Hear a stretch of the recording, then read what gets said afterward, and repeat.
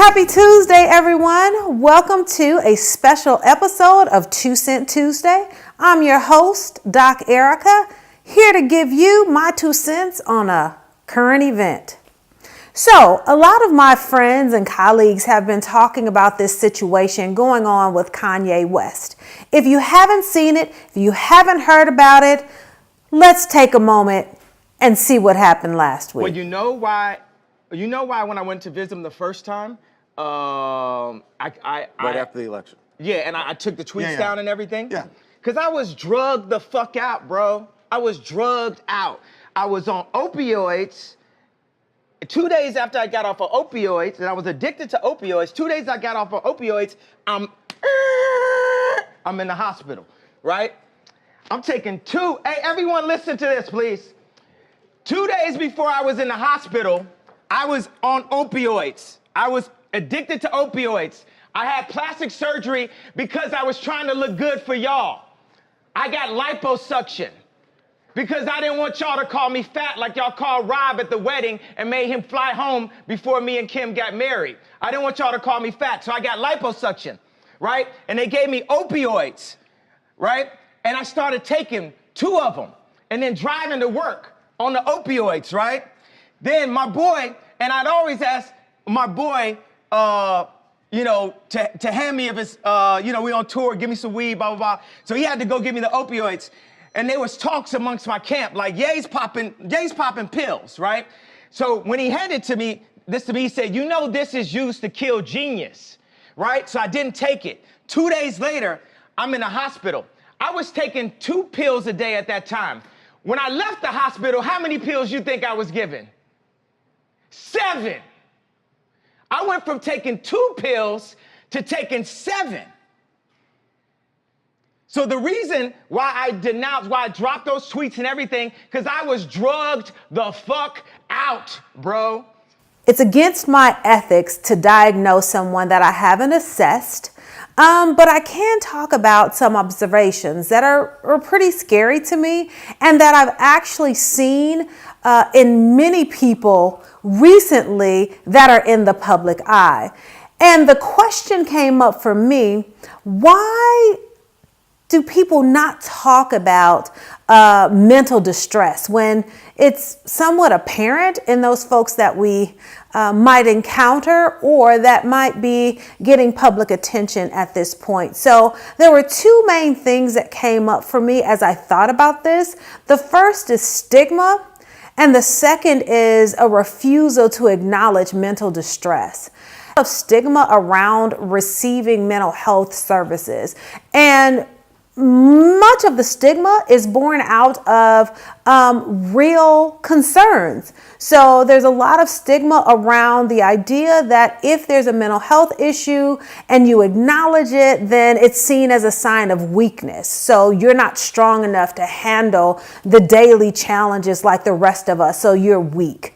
Another factor that contributes to stigma is this idea that only crazy people seek mental health services. So if I acknowledge that I'm feeling bad or I'm a little nervous, then I must be crazy. So this idea that there's something really seriously wrong with you or you're seriously flawed in some way. For some groups, there's a mistrust of medical professionals because of history in the United States and being used as research subjects without their consent. And so there's a mistrust. They're afraid that they'll be put on medications that could have some horrible side effects. And so those experiences can't be ignored. They are real and they cause people real concern. The second factor that I mentioned, which is this refusal to acknowledge mental illness, oftentimes that is an external factor, meaning that those people who are closest around them refuse to acknowledge that there is something not just a little wrong, but majorly wrong with their loved one or their friend or their coworker. And so people are often hesitant to call a spade, for lack of a better term. So sometimes we ask ourselves when we are seeing people whose behavior is abnormal, sometimes we ask ourselves, like, what are the people in their circle saying? Like, what's going on with that? But for many, there is a refusal to acknowledge that there's someone in mental distress. And so this leads us to seeing some of the behavior that we're seeing that's playing out in the media and also our political circle. In the media, we're seeing more and more entertainers that are engaging in erratic behavior. Also, in the media, we're seeing more and more news coverage of mass shootings. And as they uncover the history of the shooters, there's more and more discussion about their histories of mental illness. And I don't even need to get into what we're seeing in the political arena. So we're seeing more and more of this mental distress being played out in the media. So we really need to ask ourselves, in what ways can we be of help to those around us who we suspect might be having some internal struggles? And I challenge all of you who are listening to this to pull a friend aside when we see that there's something that's not quite right, and help them to acknowledge what's going on and to find resources so that they can get back on track. It's all of our responsibility. So rather than gossiping, laughing, being angry, or talking about them behind our back, make a commitment to be part of the solution and not contribute to the problem. 3 ways that you can do that. Link them up with their primary health care provider who can give them resources to mental health providers.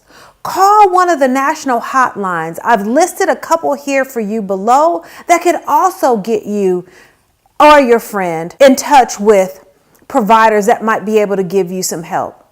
Thirdly, reach out to other family members for support so that they can support you as you support that person that you care about. So my only point here is we can get focused on the content, which is the inflammatory statements that we heard said last week, and begin to refute the legitimacy of what was said. Or we could sit back and say, what he said really doesn't matter, because obviously there's something that's going on under the surface that needs our attention.